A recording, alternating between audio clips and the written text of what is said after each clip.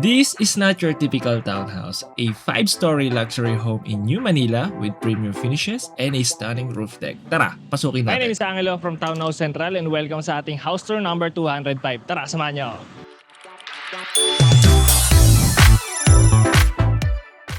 Okay, so we are in New Manila, Quezon City, and kung papansin nyo, meron tayo ditong compound townhouse sa likod ko and isa na lang yung natitira dito. Okay, so itong model unit yung sisilipin natin. Okay, so sa baba meron tayong 4-vehicle carport. Tara. And ito, yung facade dito sa ating 4-vehicle carport. Naka-stone tile cladding na rin tayo dyan. I mean, naglalakihan tayo dyan. Set of windows. Okay, tara.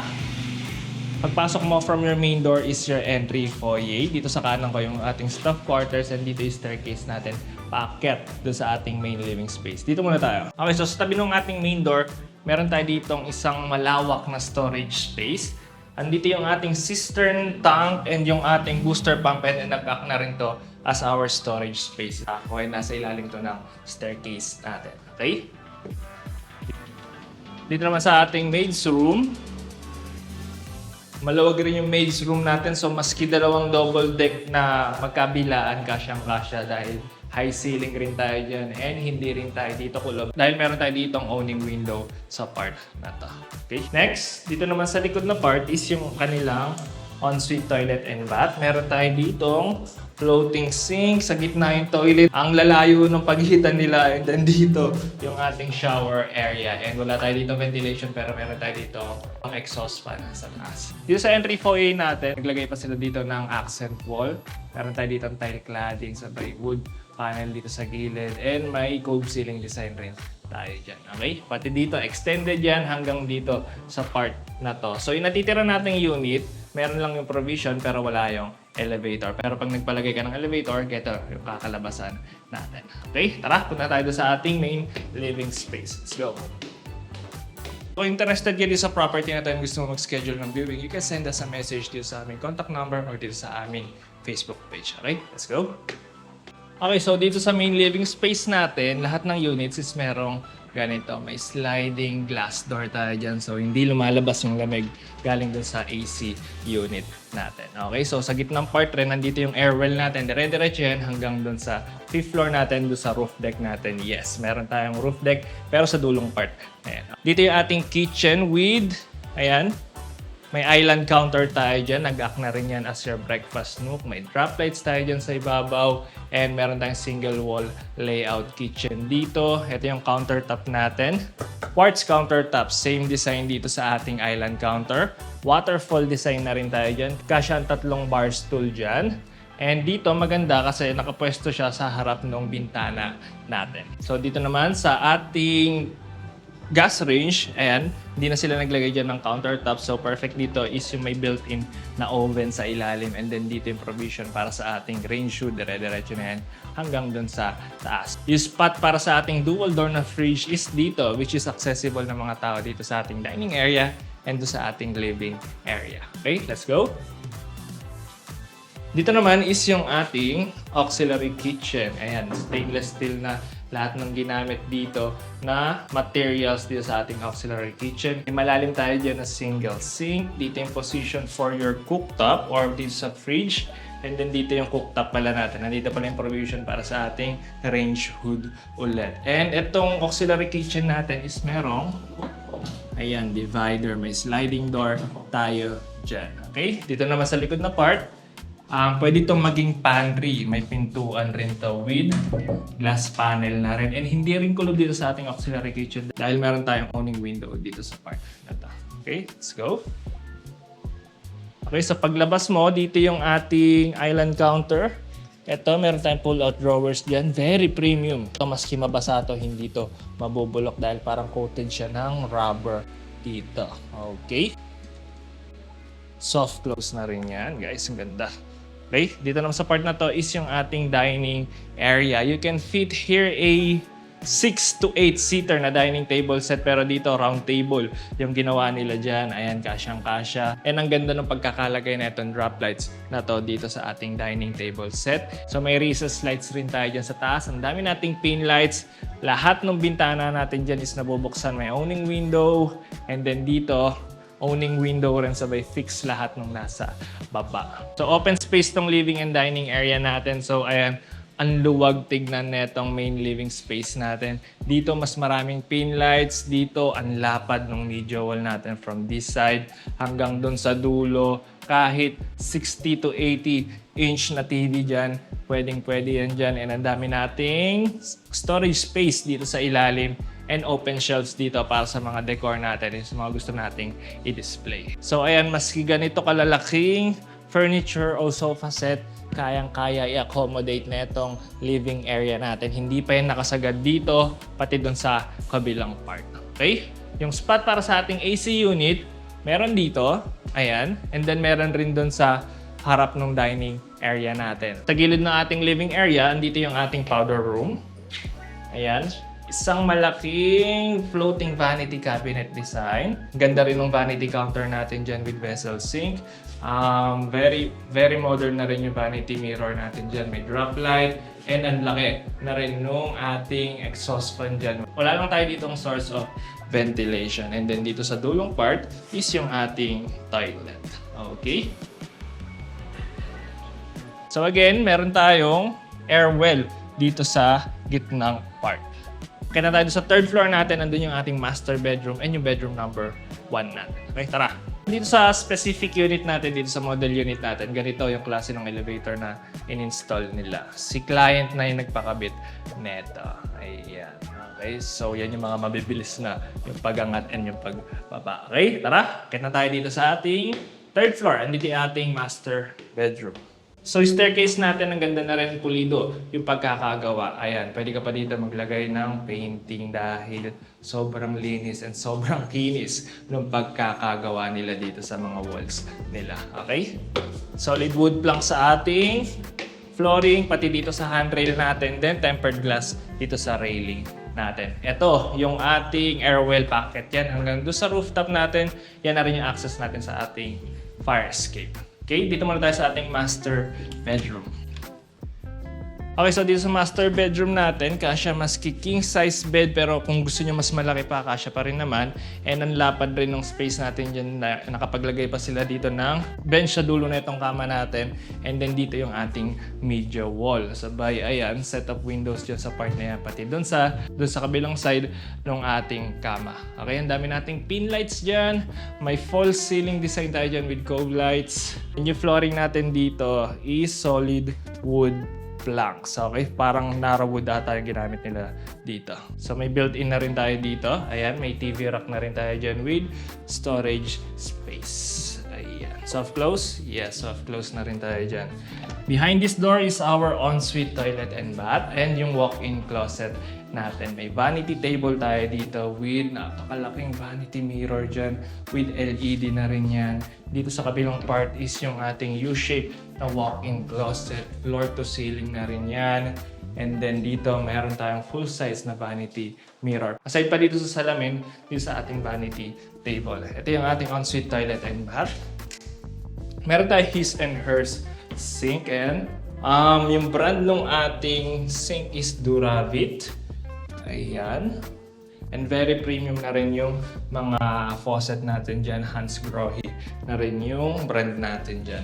Even dito sa mga shower natin. Ayan, sabay shower natin. Ayan, nasa ceiling. So, nakatago yung mga pipes natin dyan. And then, isang malaking sliding window dito sa part na to. And yung toilet dito with wall niche. And ang luwag itong shower area natin. Ayan, ang luwag. Okay, so ayan, parang rain shower design yung dito sa ating shower. Okay, let's go. So ayan, ang dami nating storage space dito sa ilalim ng ating vanity counter. Ayan, okay. So punta tayo sa ating bedroom number 2. Let's go. Okay, yung master bedroom natin. Ayan. Okay. Yung mga pinto sa bedrooms natin, ayan, lever type na rin. And ayan, solid rin yung pintuan natin dyan. Let's go. Okay, so dito, maski queen size bed, kasya. May dalawang bintana tayo sa magkabilang side. Kasya pa ang dalawang bedside table lamp. May mga pin lights tayo dyan and cove ceiling design dito sa ulunan natin or dito sa bandang headboard natin. Flooring natin, hindi ko lang sure kung mahogany or nara pero isusulat ko na lang kung ano yung material na ginamit dyan. And floor to ceiling na built-in wardrobe dito. Ayan, very premium na rin with pull-outs na rin sa loob. Soft close pa rin hanggang dyan. Okay, dito yung ating media wall. Ayan, naglagay sila dito ng table. Nag-act na to as a computer table, a study table, or ito na rin yung vanity table ninyo kung sakali. Okay, andyan na rin yung provision para sa ating mga cables. Okay, let's go. Dito naman yung ating ensuite toilet and bath. Ayan, so meron tayo ditong sink, floating vanity cabinet, quartz counter na may marble grain finish design. Dito yung ating shower area. Isa sa natawa ko dito is yung space dun sa mga shower area natin. Ang luwag talaga dito. Pwede kang sumayaw dito dahil sa luwag. And then may wall niche ka dito. Very premium pa rin yung mga shower sets natin dyan. Hansgrohe pa rin yan. Okay? Sabay dito sa gilid na part is yung ating toilet. Meron tayong ventilation dun sa dulong part, dun sa shower area. And meron rin tayong exhaust fan dito. Okay? Let's go. Ito lang dito sa ating third floor. Akin tayo sa fourth floor natin. Then after nun, dun tayo sa ating roof deck. Okay? Let's go. Again, kung interested kang ma-view itong property na to, last unit na lang to. So message nyo kami dito sa aming contact number dyan or sa aming Facebook page at Townhouse Central TV. Okay? Let's go. Again, yung elevator natin dyan. Sabay on this side is yung ating junior master suite. Pero wala talaga silang pinagkaiba doon sa third floor natin. So lumalabas, dalawa yung master bedroom natin. So again, maski king size bed, kasyang-kasya. Meron ka ditong table, pwede itong gawing vanity table. Pwede rin itong gawing parang study table. Dito yung laptop natin, then dito yung mga libro natin or iba pa nating gamit. Dahil meron pa tayong vanity table talaga dun sa loob ng ating walk-in closet. Okay? Again, dito yung ating media wall with built-ins na rin dyan sa ilalim. And behind this door is yung ating ensuite. Ayan, ito yung ating vanity table. Dito yung pwede talaga yung mga makeup talaga since may salamin ka na rin dyan or may mirror ka na rin dyan. And then dito sa likod na part is yung ating walk-in closet. Again, floor to ceiling na U-shape yan. And meron tayo full-size na vanity mirror dito.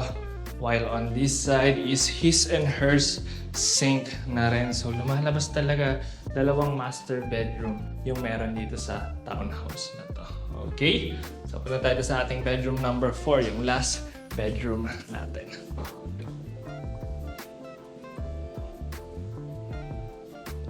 Okay, so bedroom number 4. For sure, same lang rin to sa baba. At least may idea kayo kapag walang gamit tsaka yung may gamit.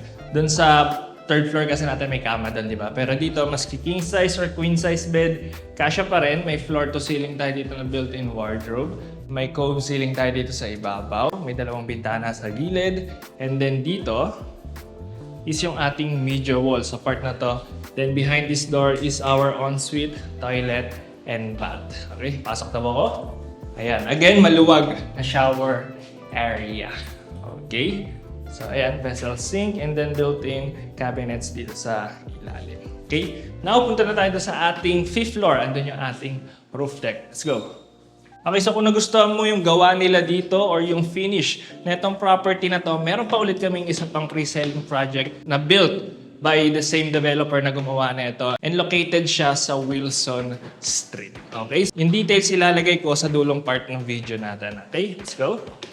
Okay, so ito yung ating multipurpose room. Sa loob na itong multipurpose room natin, mayroong sariling kitchen. So meron tayong single wall layout kitchen dito. May sink, may mga cabinets, and then dito sa dulong part, perfect if maglalagay ka ng refrigerator para kung sakaling may gatherings kayo doon, may mga handaan, at least yung pag-prepare ninyo, kung magluluto man kayo dito na nakastock yun. And depende na sa needs na family ninyo, kung gusto nyo gawing parang dining area dito or another living area dito sa taas. Kasi pwede ka naman mag-set up ng dining table set doon sa labas natin, doon sa ating roof deck since covered naman yan. Okay, let's go. Dito may sarili ring toilet and bath. Luwag talaga lahat ng toilet and bath dito. Luwag ng shower space. Same design dun sa mga bedrooms natin. Okay, so again, ito yung kitchen natin na pwede rin gawing parang living area. Dito yung inyong magiging video wall. Ayan, yan yung mga cables natin. So, maski sofa set dyan sa side na yan, pati doon. Sabay coffee table dito, then video wall yun. Ayan, parang lumabas natin ito na parang second living area natin. Okay, so nakapunta na tayo sa ating roof deck. Ito yung sabi ko sa roof deck natin na pwede ka mag-set up ng outdoor na dining table dahil, ayan, covered tong part na to. Meron ka pang ceiling fan dyan and mas mahangin dito. Pero dito na rin talaga nila nilagay lahat ng AC units natin, lahat ng condenser ng AC units natin. So again, ito pwede itong maging parang outdoor na dining area. Pero yung doon naman sa loob na yun is yung ating informal living area. So perfect na perfect to if may gatherings kayo. Dami yung space, meron ka doon sa loob and meron ka rin dito sa labas na part. Okay, so yun lang para din sa ating house tour. Punta tayo sa baba and let's do a recap. Okay, so itong gated community natin na may 5-story with roof deck is located sa New Manila, Quezon City. Meron tong 8 units and isa na lang yung natitira. So yung remaining unit natin is Unit C. Meron tong total lot area of 120 square meters including yung road lot area. And meron rin tong floor area na 470 square meters. Meron tong 4 bedrooms with staff quarters and meron rin tong 4 vehicle carport. Okay, so kung maunahan man kayo dito sa last unit natin, meron tayong pre-selling project sa San Juan. Located siya sa Wilson Street. And yung turnover neto is 4th quarter of 2027. So 5-story rin to with roof deck. So ilalagay ko dito sa dulo yung details ng bawat unit. Okay guys, so kung nagustuhan mo tong house tour video na tayo gusto mo mag-schedule ng viewing, you can send us a message dito sa aming contact number.